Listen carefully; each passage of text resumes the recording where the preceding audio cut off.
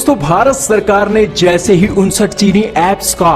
Boycott करते हुए भारत में फुल्ली बैन इनको लगा दिया है, वैसे ही चीनी कंपनियों और चीन की सरकार के हाथ पांव फूल गए हैं। जी हां दोस्तों, और इसी के चलते आज चीन के foreign ministry of spokesperson Zhao Lijian ने अपना पहला रिएक्शन आज भारत के इस बैन पर दे दिया है। दोस्तों, चीन का मीडिया लगातार ये कवरेज कर रहा था और भारत की ताकत को वो कुछ भी नहीं समझता था और लगातार भारत को चैलेंज कर रहा था कि भारत चीन के सामानों और चीन की चीनी ऐप्स के बिना रह ही नहीं सकता। और इसी के जवाब में भारत सरकार ने अपना 56 इंच का सीना दिखाते हुए चीन की आंखों में आंखें डाल के ये दिखा दिया है कि हम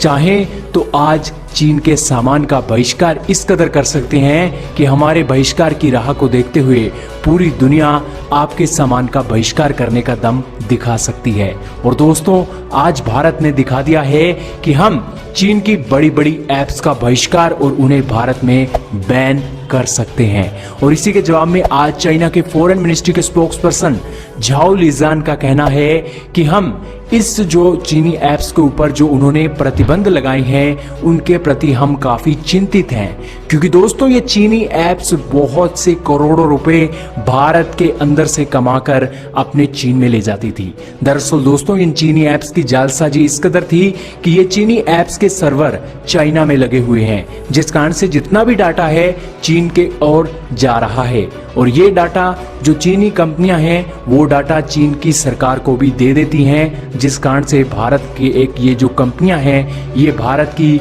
जो एक यूजर का डाटा है उसके लिए सबसे बड़ा खतरा आज बनी हुई है। और इसी के चलते भारत सरकार ने कड़ा फैसला लेते हुए चीन की ऐप्स को भारत में बैन कर दिया था। और दोस्तों, जो कहते थे कि 56 इंच का सीना नहीं दिखा रही सरकार, तो उनके मुंह पर भी ताले लग गए थे कि हाँ, भारत सरकार 56 इंच का सीना चीन के साथ साथ पाकिस्तान के साथ साथ चीन को भी दिखा सकती है। दोस्तों, चीन की जायंट कंपनी है टेंसेंट और टेंसेंट के साथ साथ बाइटडांस, ये दो बड़ी प्रमुख चीनी कंपनियां हैं और बाइटडांस ने तो करीब $1 बिलियन का इन्वेस्टमेंट भारत में करना था। दोस्तों, भारत के पास आज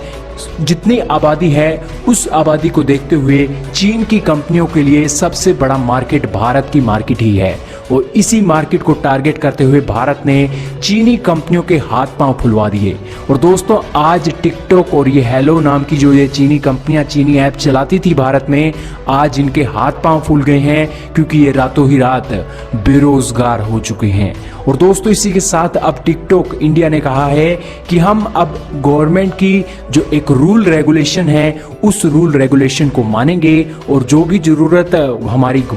इंडियन गवर्नमेंट कहती है उस जरूरत को हम पूरा करेंगे। और दोस्तों, इसी के साथ जो झाओ लिजान चाइना के फॉरेन मिनिस्ट्री के स्पोक्सपर्सन हैं, उन्होंने भी कहा है कि हम इससे काफी चिंतित हैं। भारत ने ये बैन लगाया है, हालांकि भारत ने ये जो बैन लगाया है वो अपने एक रूल और रेगुलेशन के जरिए लगाया है, लेकिन हम ये देख रहे हैं कि आखिरकार ये चीनी कंपनियां आखिरकार कहां मात खा गई और जिस कारण से इस पर इतने बड़े प्रतिबंध भारत ने लगा दिए हैं। और इसके साथ दोस्तों, आपकी जानकारी के लिए यह भी बता दें कि चीन का मीडिया अब खुलकर भारत के खिलाफ अब ये बातें नहीं कर रहा है कि हाँ, हम आपके ये चीनी ऐप्स पर जिन्होंने भारत सरकार ने जो बैन लगाया है इस बैन को लेकर आज चीन डिपेंडेंट है और भारत की मार्केट से अगर चीनी कंपनियों का विदाई हो भी जाती है तो भारत के अलावा चीन की कंपनियां बहुत अच्छे से सरवाइव कर सकती हैं। आज ग्लोबल टाइम्स से लेकर चीन के चाइना डेली तक चीन की सरकार और चीन की पिद्दू मीडिया आज बिल्कुल चुप है और भारत के मुकाबले आज उसकी बोलती बंद हो चुकी है।